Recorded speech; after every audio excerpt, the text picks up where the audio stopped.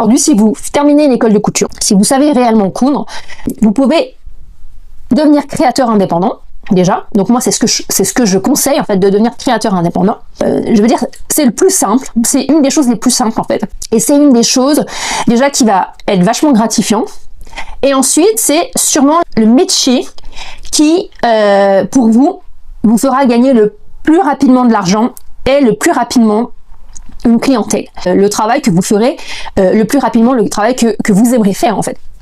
Parce que si vous voulez être styliste dans une grande maison de couture, je ne vais pas dire que vous y arriverez jamais, mais il faudra rentrer déjà par la porte la plus basse. Donc ça veut dire qu'il va falloir commencer par être petite main dans l'atelier, etc.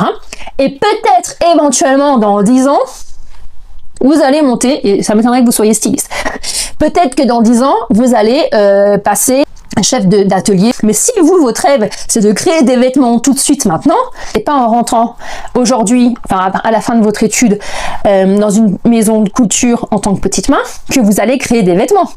Vous allez peut-être faire des ourlets à la main, enfiler des perles, etc. pendant toute la journée. Si vous, votre but, c'est de créer une collection que vous avez envie, que vous avez dessinée, bah c'est pas en intégrant une maison de haute couture. Vous n'allez pas créer votre collection dans une maison de haute couture, hein. Ça c'est sûr et certain.